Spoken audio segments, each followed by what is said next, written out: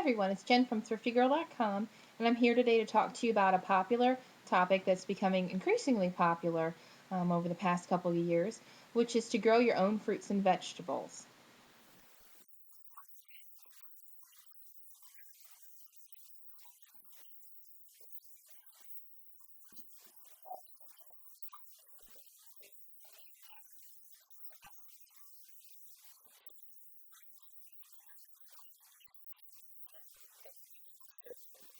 There are actually a variety of ways that you can start your garden.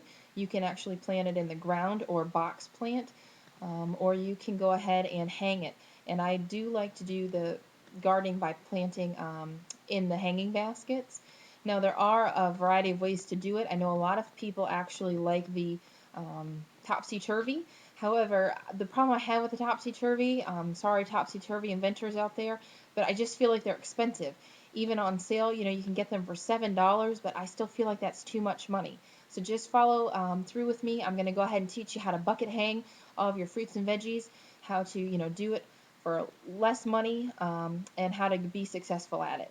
So we'll go ahead and get started with the supplies that you need.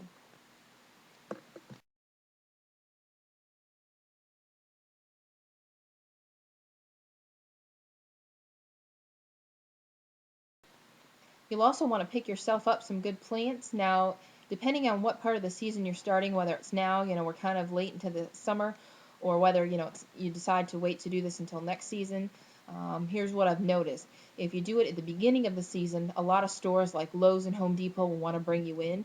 So they'll start off with buy one, get one free deals, where you can buy the fruits, the vegetables, the herbs on a buy one get one free special. Now don't be tricked by these sales, because a lot of times they'll have the smaller baby plants on sale for buy one, at 98 cents get one free. They'll have some other plants further along that are buy one at $3.48 or $3.98 get one free. Those little baby plants are going to catch up pretty quick to the size of those other plants. Not a lot of difference there. So save your money for for 98 cents you're getting two plants. So I would go ahead and buy the cheaper plants. But definitely watch out for those kind of sales. Now, since it's late in the season, if you're doing it, summer, later season, don't be afraid to keep planting. We just started some more tomatoes and peppers because, the things that you start early in the season, they're going to eventually fade out.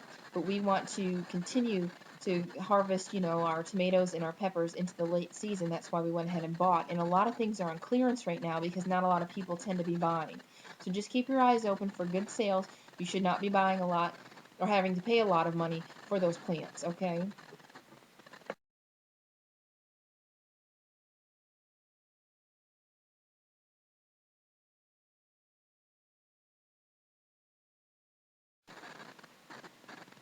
Another thing you'll need is potting soil.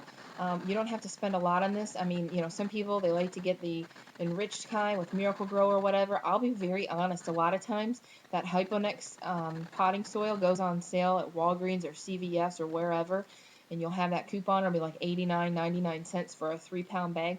That'll get you pretty far when you're doing this type of planting. So go ahead, stock up on a couple bags of that. It's a real cheap way to get you along. Honestly, we don't use a lot of enriched soils. You can if you want. That might get you a lot better result. But just for the people out there that are trying to be thrifty with their money, go ahead and just get the regular soil. It is okay to do. All right, everyone. So I want to go ahead and get you started on how to create your buckets. And the first thing you want to do is actually get your bucket and drill holes along the bottom of it. However, I have no idea what this is called, so I brought Thrifty Guy in to teach you what it's called and how to screw those holes into the buckets. What you want to use is called a core drill bit. Depending on the size of the plant will depend on how big of a hole you want to drill. You don't want to have the hole too small and rip out the leaves as you're putting the plant through the hole. So basically what he's saying is you're going to drill these holes toward the bottom of the bucket, and then once you do that, we'll actually put pictures on so you can see this, but you're actually going to poke the stem of the plant through the hole so it's facing outward, and then the root will actually sit inside the bucket. And what you'll want to do once you've poked all your plants through there, it's up to you how many you want. You can either do 2 plants, you can do 4. We have some buckets that actually have 8 plants sticking out of a bucket, and we also have some buckets where we've decided to, instead of poking holes around the perimeter, to poke the holes through the bottom. And some have 1 large plant through the bottom and others have 2. So it's completely up to you. There's no magic behind this. There's no reason or rhyme. We just kind of figure out, how many plants we think can be supported in that bucket. So once you get those holes, you keep, poking your plants out through the holes. And then what you'll do is, like I said, all the roots will be inside, but you'll want to actually pop the plants through those holes so all the stems are sticking through.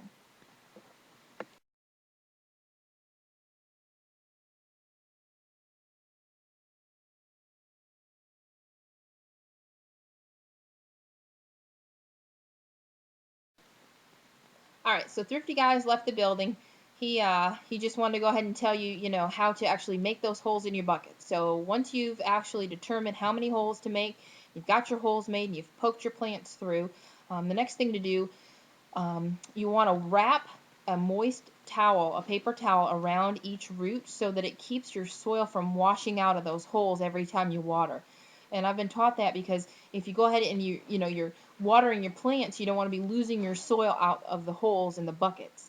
So once you've wrapped your roots really good, just loosely in a wet paper towel to kind of clog that hole, then you want to just put your potting soil over the roots. Make sure they're covered good, just a couple inches to cover them. You don't have to cover the entire bucket by any means with soil, but just a few inches on top of those roots so that they're all packed in there good and they have room to grow and really solidify into big plants.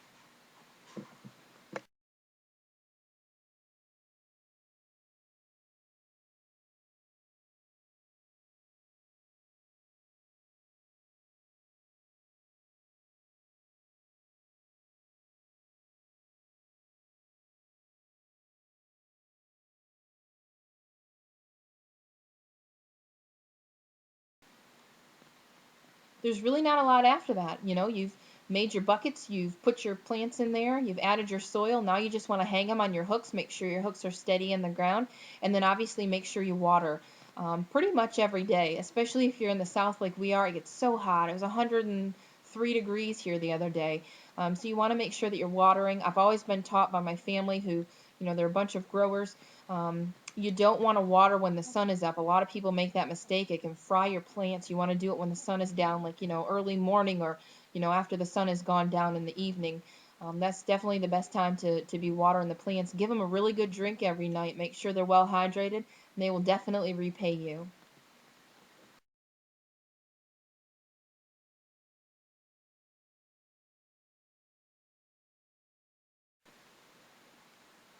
By no means am I an expert grower.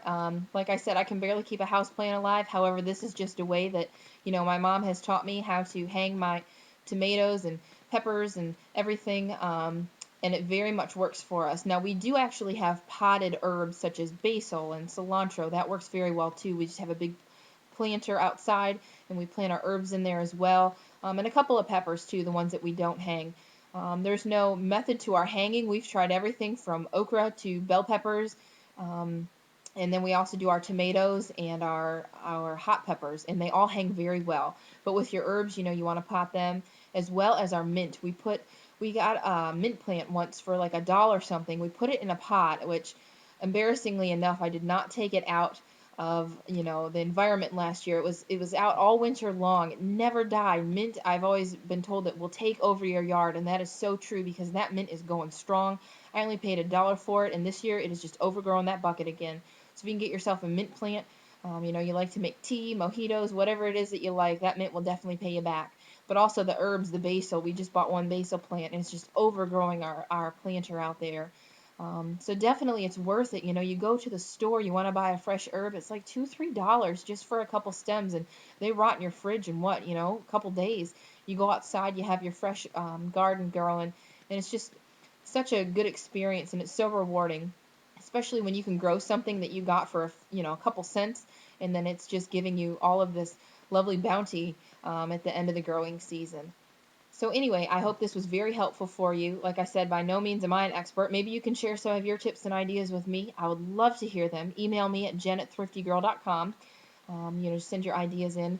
But hopefully I hope that you found this helpful, and hopefully you'll be growing in no time at all.